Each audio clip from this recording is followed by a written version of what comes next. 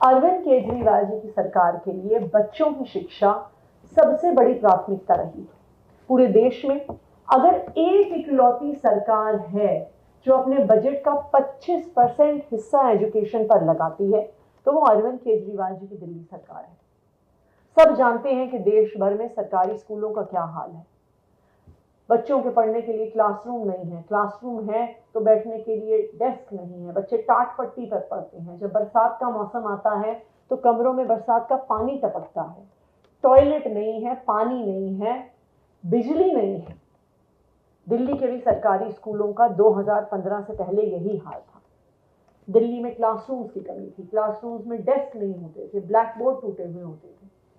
दिल्ली के कई हिस्सों में, खासकर डेंसली पॉपुलेटेड एरियाज में, कई ऐसे स्कूल थे जहां पे एक क्लासरूम में 150 बच्चे पढ़ते थे। जब 150 बच्चे ठसाठस बैठ के क्लासरूम में पढ़ रहे हैं तो आप कैसे उनको हाई क्वालिटी एजुकेशन दे सकते हैं?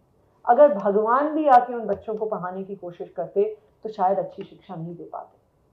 लेकिन अरविंद केजरीवाल जी ने ठान लिया था कि वो दिल्ली के हर बच्चे को, चाहे वो अमीर परिवार से हो या गरीब परिवार से हो, हाई क्वालिटी एजुकेशन देंगे। प्राइवेट स्कूल के बराबर अच्छी शिक्षा सरकारी स्कूल में देंगे।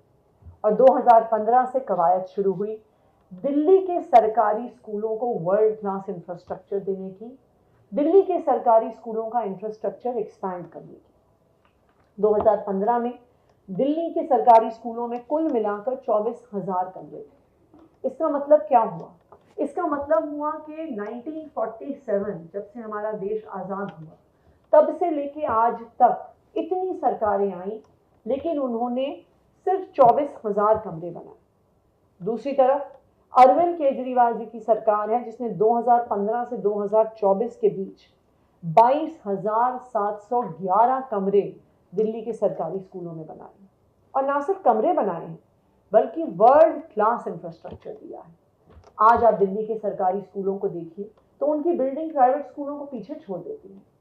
सरकारी स्कूलों में स्मार्ट बोर्ड्स हैं, बढ़िया लैब्स हैं, लाइब्रेरीज हैं, मल्टीपर्पज हॉल्स हैं, स्पोर्ट्स फैसिलिटीज हैं, अच्छे डेस्क हैं। आज दिल्ली के सरकारी स्कूलों में पढ़ने वाले बच्चे प्राइवेट स्कूलों से बेहतर इंफ्रास्ट्रक्चर पा रहे हैं। ये इंफ्रास्ट्रक्चर का एक्सपेंशन अभी भी खत्म नहीं हुआ है। ये इंफ्रास्ट्रक्चर अभी भी एक युद्ध स्तर पर बढ़ाया जा रहा है। आज के दिन में ही दिल्ली के अलग अलग हिस्सों में 14 नए स्कूल बन रहे हैं। अलग अलग स्कूलों में जहां पर क्लासरूम्स की कमी थी, जहां पर ओवर क्राउडिंग थी, वहां पर additional classrooms, additional academic blocks, multipurpose halls, sports facilities बनाई जा रही हैं। एज ऑफ नाउ दिल्ली में 1541 नए कमरे बन रहे हैं और ये दिल्ली के हर हिस्से में बन रहे हैं। रोहिणी, सुंदर नगरी, मुस्तफाबाद, ईस्ट विनोद नगर, द्वारका, मयूर विहार, झड़ोदा कला, किराड़ी, सीमापुरी, मैदानगढ़ी, रघुबीर नगर, टैगोर गार्डन, आया नगर, दिल्ली के हर हिस्से में ये इंफ्रास्ट्रक्चर का एक्सपेंशन जारी है।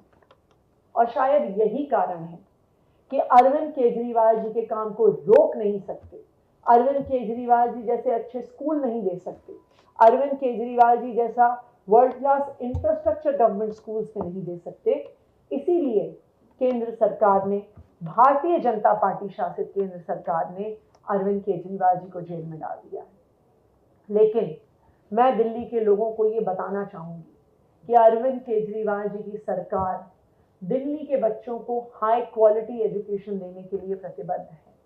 चाहे भारतीय जनता पार्टी ने अरविंद केजरीवाल जी को जेल में डाल दिया, चाहे भारतीय जनता पार्टी ने मनीष सिसोदिया जी को जेल में डाल दिया, लेकिन दिल्ली के बच्चों को, दिल्ली के सरकारी स्कूलों को अच्छा इंफ्रास्ट्रक्चर देने का काम जारी है और जारी रहेगा।